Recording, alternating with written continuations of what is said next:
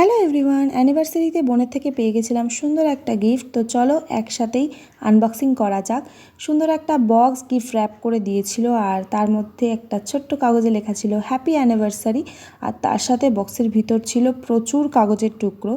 আর ও আমাকে বোকা বানানোর জন্য বলছিল এতে কোনো গিফট থাকতেও পারে আবার নাও থাকতে পারে। তো আমিও ভীষণ কনফিউজ ছিলাম যে আদৌ কোনো গিফট আছে কি না, কারণ বক্সটাও খুব হালকা ছিল। আর এত কাগজের টুকরো তো আমি গিফট খুঁজেই পাচ্ছিলাম না।